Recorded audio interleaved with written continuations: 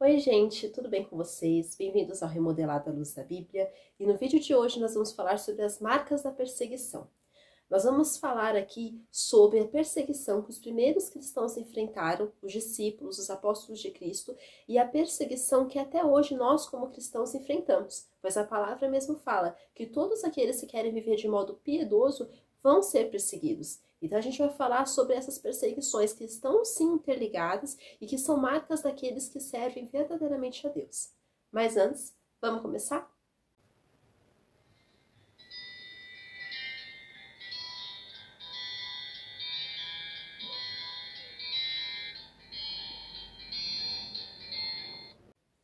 Bom, a nossa leitura bíblica do vídeo de hoje vai se passar no livro de Atos, no capítulo 14, que diz assim: Em Icônio, Paulo e Barnabé entraram juntos na sinagoga judaica e falaram de tal modo que veio a crer grande multidão, tanto de judeus como de gregos. Mas os judeus incrédulos incitaram e irritaram os ânimos dos gentios contra os irmãos.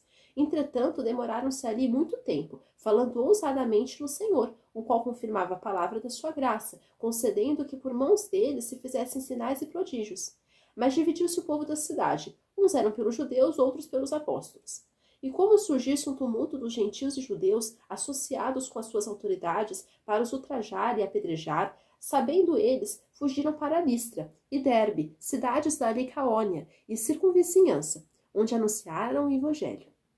Então nós percebemos aqui a ousadia na mensagem da fé. Nós percebemos como os primeiros cristãos, Jesus, os apóstolos, eles foram perseguidos pela fé. E nós muitas vezes vamos ser hoje também. E nós percebemos como eles foram fiéis e ousados na mensagem do Evangelho, porque Deus não nos dá espírito de temor, mas de poder. Então Paulo e Barnabé eram homens usados e aprovados por Deus. Quando somos usados pelo Espírito Santo, ele nos leva na ousadia da palavra de Deus e não em timidez. Então a gente percebe que o próprio versículo diz: Em Icônio, Paulo e Barnabé entraram juntos na sinagoga judaica e falaram de tal modo que veio a crer grande multidão, tanto de judeus como de gregos. Então nós percebemos aqui como que nós devemos sim ter essa ousadia no espírito, como os homens de Deus do passado tinham, mas isso não é algo que vem de nós mesmos, mas é algo que vem do Espírito Santo. O Espírito Santo coloca essa ousadia na palavra de Deus, para que nós preguemos o Evangelho.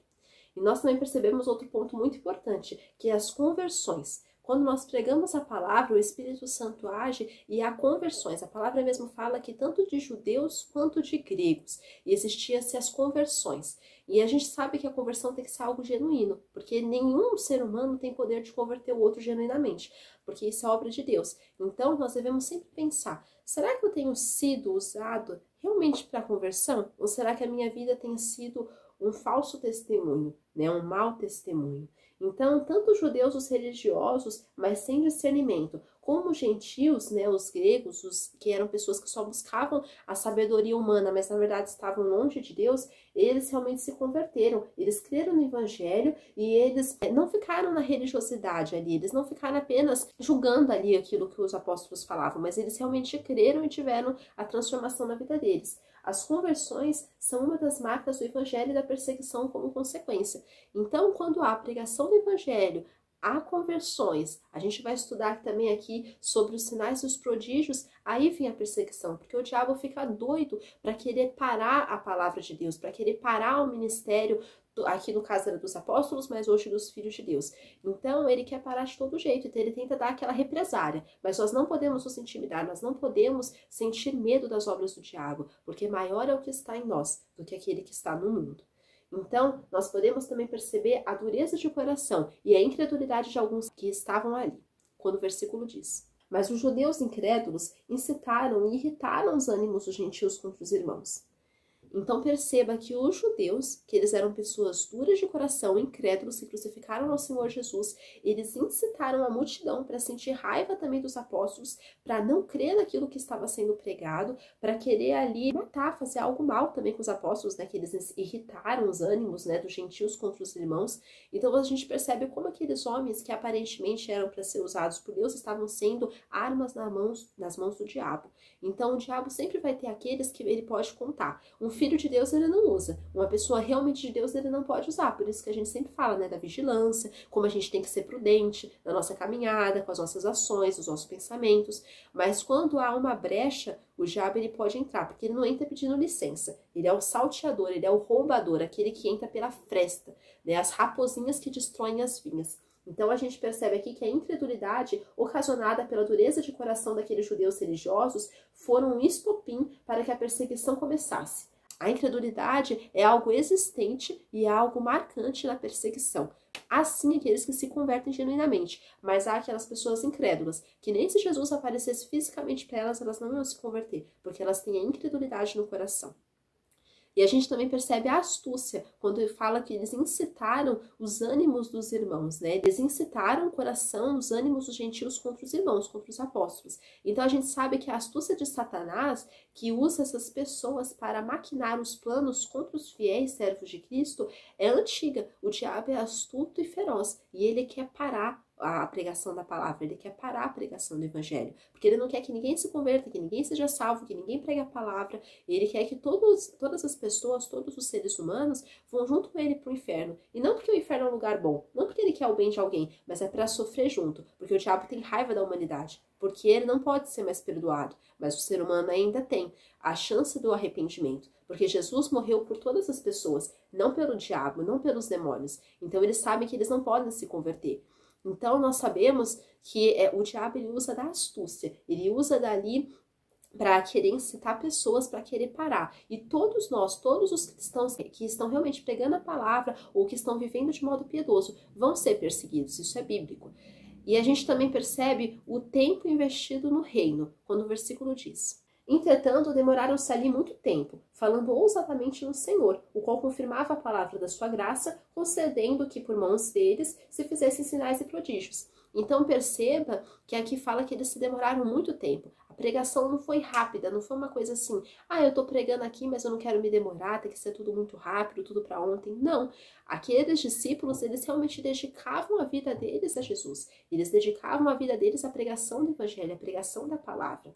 Então, nós não podemos nos intimidar, né, com as astutas investidas do diabo, as astutas ciladas do diabo, mas nós precisamos investir tempo no reino de Deus, investir tempo na obra de Deus e na palavra, no estudo do evangelho. Porque também não adianta a gente querer pregar tudo para todo mundo, sendo que nem a gente conhece. Mas nós precisamos sim nos dedicar à pregação da palavra, à pregação do reino de Deus, se dedicar em viver a palavra também, principalmente, porque não adianta a gente querer pregar para todo mundo, sendo que nem nós estamos vivendo. Então nós precisamos sim ser pessoas que vão ensinar o evangelho e proclamar as boas novas. E a gente também faz isso com a nossa própria vida, com o nosso testemunho e com as nossas palavras. E nós vemos também a confirmação da mensagem, os milagres. Aqui fala que Deus permitiu, né, que a palavra tivesse como um testemunho os sinais, os prodígios, os milagres, né? Como Jesus mesmo fala, os sinais seguirão os que creem. Em meu nome expulsarão demônios, falarão novas línguas, se beberem alguma coisa mortífera não farão mal, não vai fazer dano, porque eu vou estar ali com vocês. Vocês estão indo não pela força do braço de vocês, mas pelo meu poder. Então, Jesus, ele nos designa para isso, né? A grande comissão, a pregação do evangelho. Os milagres operados pelo nome de Jesus e pelo poder de Deus são a confirmação da mensagem do evangelho. As palavras da salvação são confirmadas pelo poder de Deus. As palavras do Senhor, elas têm ali, junto, né, ao ministério da pregação, tem os milagres, porque com os milagres a pessoa já está crendo, mas quando ela vê o milagre, ela fala, nossa, realmente isso é verdade. Não tem como ser uma pregação mentirosa, não tem como ser uma invenção. Né? Quando a gente vê que Jesus curava, libertava tantas pessoas, porque ele é o Filho de Deus. E ele estava ali exercendo o seu ministério, exercendo o seu chamado. E ele também nos chama para isso, para pregar o evangelho. E ele vai conceder. O milagre não vem da gente, não vem da nossa vontade, mas vem do poder de Deus operado em nós, o poder do Espírito Santo. E a gente percebe também a divisão, a separação causada pelo evangelho, quando o versículo diz: mas dividiu-se o povo da cidade. Uns eram pelos judeus, outros pelos apóstolos. Então a gente percebe aqui que sempre há essa divisão, sempre há o joio e o trigo, sempre vai ter aqueles que são usados pelo diabo, que são filhos do diabo, e sempre vai ter aqueles filhos de Deus, que são usados pelo Senhor, que têm a palavra da pregação, que vão ali ser pessoas usadas poderosamente, que vai haver os milagres, vai haver os prodígios, as libertações.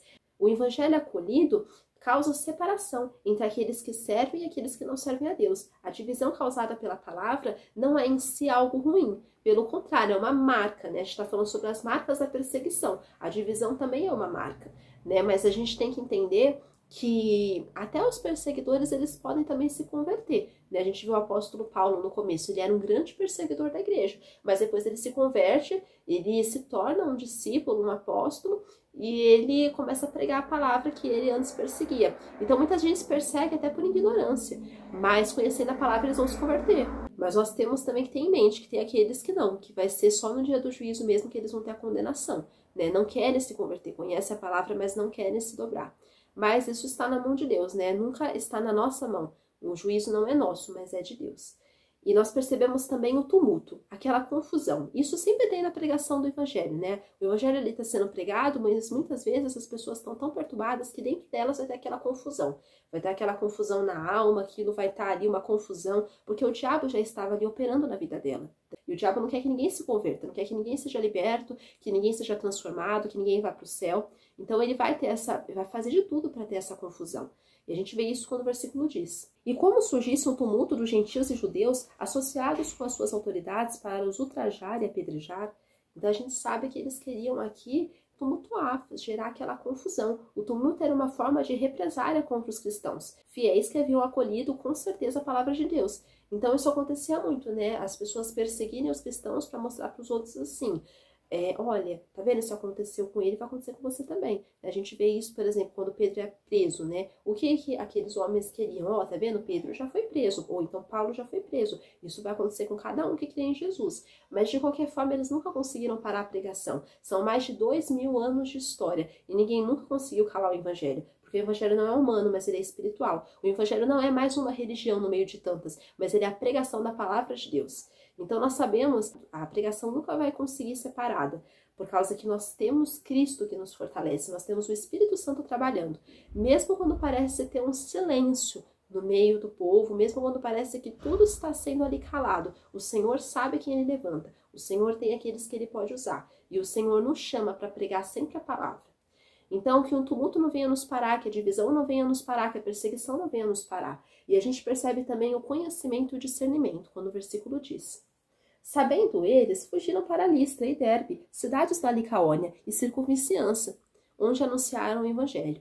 Então a gente percebe como que aqueles apóstolos tiveram o discernimento de falar: não, aqui a gente já pregou, o ministério está cumprido, vamos para as outras cidades. Porque eles poderiam, quando a gente lê esse texto, então eles estavam com medo, então eles não estavam querendo ser presos. É claro que ninguém quer ser preso, mas a gente sabe que eles estavam ali também tendo essa estratégia, porque ali eles já tinham pregado. Quem creu, creu. Quem não creu, ali era incrédulo e duro de coração. Então eles iam para as outras cidades para pregar o evangelho, e nisso o evangelho foi sendo conhecido. Se a gente for pegar aqui o mapa das viagens missionárias de Paulo, a gente vê como ele foi um grande missionário, e numa época que não tinha avião, helicóptero, grandes hotéis 5 estrelas, mesmo porque a vida dos primeiros cristãos era uma vida simples. Então a gente percebe como a vida daqueles primeiros cristãos era uma vida simples. Eles não tinham muitos luxos que a gente tem hoje, mas eles mesmo assim faziam o melhor com aquilo que eles tinham. Eles pregavam a palavra com aquilo que eles tinham.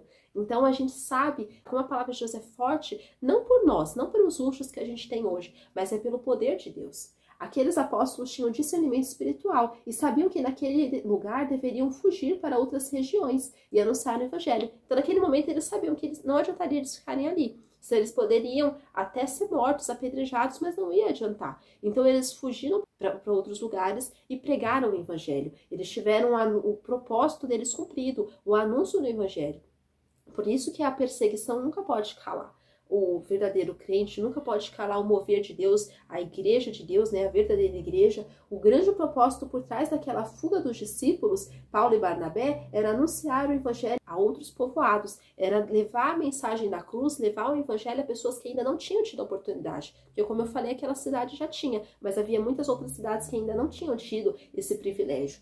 Então precisamos anunciar o evangelho de Jesus para outras pessoas que estão ao nosso redor. Anunciar com as nossas palavras, com o nosso testemunho, anunciar com as nossas ações, anunciar com tudo. Nós devemos levar o evangelho. Essa é a grande comissão. E isso foi para aquilo que Jesus nos chamou, nos comissionou. Então que realmente nós não venhamos temer a perseguição, temer a represária, mas que nós venhamos nos manter firmes na fé, firmes no Senhor, firmes no amor e no temor a Ele. para que nós realmente não venhamos nem sentir medo de ser calados, mas que nós venhamos praticar, obedecer o mandato dele. Fiquem com Deus. Que Deus abençoe a vida de vocês. Tchau!